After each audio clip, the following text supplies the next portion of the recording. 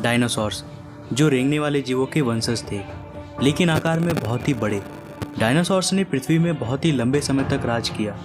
करीब 14 करोड़ सालों तक इस धरती पर इन दैत्याकार छिपकलियों का राज था। परंतु उसके बाद क्या हुआ? आखिर ये डायनासोर्स कहाँ विलुप्त हो गए? आखिर वो कौन सी घटना थी जिसने इनका नामो निशान मिटा दिया? इसे जानने के लिए हमें समय में फिर से पीछे जाना होगा। तो आइए चलते हैं आज से 6.5 करोड़ साल पीछे। आज से करीब 6.5 करोड़ साल पहले धरती का मौसम काफ़ी सुहाना था। चारों तरफ पेड़ पौधे, सूरज की धूप, समुद्र से आती ठंडी ठंडी हवाएं और ये डायनासोर।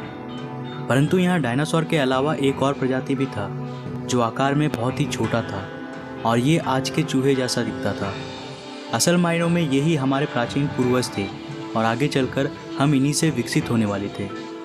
ये थे मैमल्स, यानी स्तनधारी जीव। आपकी जानकारी के लिए मैं बता दूं कि डायनासोर्स अंडे देते थे, लेकिन मैमल्स अंडे नहीं देते हैं। हम इंसान भी एक मैमल हैं। उस वक्त ये मैमल्स डायनासोर्स के डर से ज़मीन के अंदर बिलों में छुपकर रहते थे और इनकी यही खासियत इनके लिए वरदान बनने वाला था। जब ये सारे जीव आराम से धरती में अपना जीवन बिता रहे थे, उस वक्त एक 10 किलोमीटर के डायमीटर वाला एक एस्टेरॉयड सीधे धरती की ओर बढ़ रहा था। धरती के ग्रेविटेशनल फील्ड में घुसते ही इसका रफ्तार एकाएक और तेज हो गया। प्रत्येक सेकंड के साथ साथ ये धरती के करीब और करीब बढ़ता जा रहा था। करीब 70,000 किलोमीटर प्रति घंटे के रफ्तार से ये धरती के वायुमंडल में प्रवेश करता है। धरती के वायुमंडल में घुसते ही घर्षण की वजह से ये एक आग के गोले में बदल गया। इसकी चमक इतनी अधिक थी कि इसके 800 किलोमीटर के रेडियस में आने वाले सभी जीव पूरी तरह से अंधे हो चुके थे।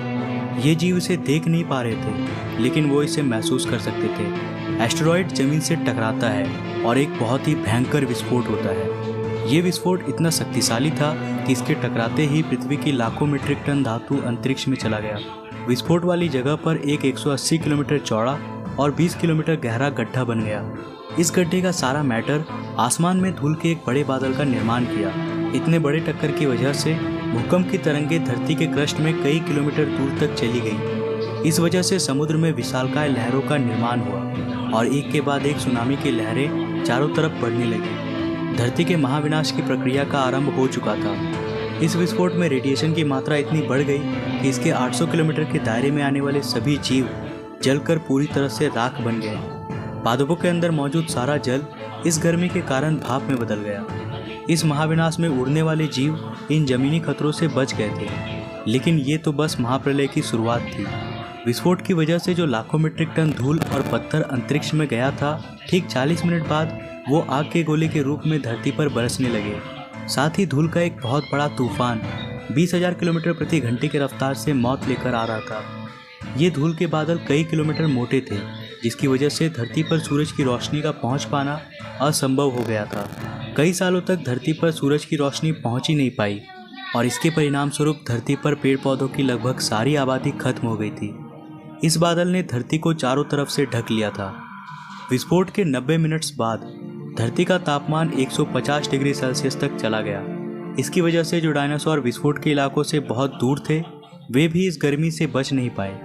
इस महाप्रलय में धरती के कुल 75% आबादी पूरी तरह से साफ हो गई थी, लेकिन यह महाप्रलय किसी के लिए फायदेमंद साबित होने वाला था।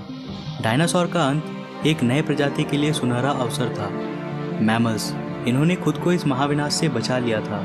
अत्यंत गर्मी से बचने के लिए ये जमीन के अंदर रहने लगे और जिंदा रहने के लिए इसने सब कुछ खाना शुरू कर दिया। इन डायनासोर्स के अवशेष आगे चलकर हमें भविष्य में मिलने वाला था, जिससे आज हम इनके अस्तित्व का अनुमान लगा सकते हैं। महाप्रलय के कुछ लाख साल बाद अब धरती पूरी तरह डायनासोर से मुक्त हो चुकी थी और धरती पर एक नई शुरुआत की प्रक्रिया चल रही थी। इस नई दुनिया में हमारे प्राचीन पूर्वज समय के साथ साथ विकसित हो रहे थे। अब ये आकार में पहले से काफ़ी बड़े हो चुके थे, परंतु ये अब भी दिखने में हमारी तरह बिल्कुल नहीं लग रहे थे, क्योंकि इसे आगे चलकर कई अन्य प्रजातियों में विकसित होना था। आज से करीब 4.7 करोड़ साल पहले अब धरती का वातावरण लगभग पूरी तरह से आज के समान बन चुका था। इस वक्त धरती का तापमान 24 डिग्री सेल्सियस था और धरती का एक दिन करीब 24 घंटों का होता था। इस वक्त धरती के सारे महाद्वीप लगभग पूरी तरह जानी पहचानी थी।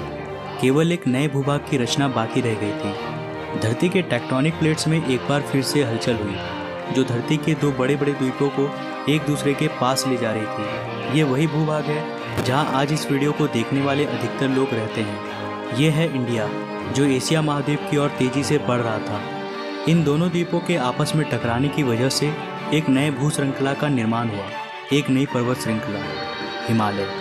और ये है दुनिया की सबसे ऊंची चोटी, माउंट एवरेस्ट। इस पर्वत श्रृंखला में गिरने वाला बर्फ आगे चलकर कई नदियों का निर्माण करने वाला था, जो भविष्य में दुनिया के लगभग आधी आबादी को पीने का पानी मुहैया कराने वाली थी। लेकिन यहाँ धरती पर अब भी कुछ कमी रह गई थी। धरती पर अभी भी कोई चीज़ लापता थी।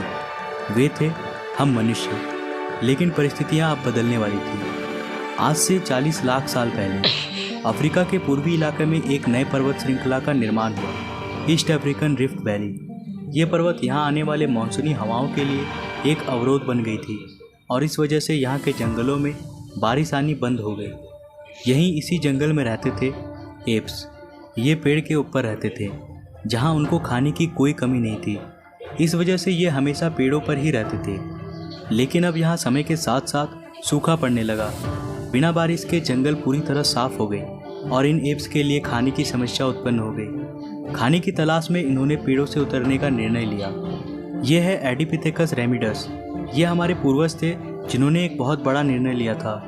इनका दिमाग एक संतरे जितना बड़ा था और आकार में ये महज 4 फीट लंबे होते थे। कई हजार सालों के विकास क्रम के बाद हमारे पूर्वज अब 2 पैरों पर चलने लगे। इससे ऊर्जा कम खर्च होती थी और ये चलते हुए भी खा सकते थे।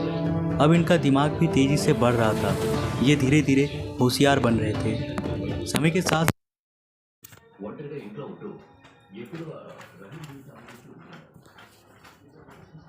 कुछ देना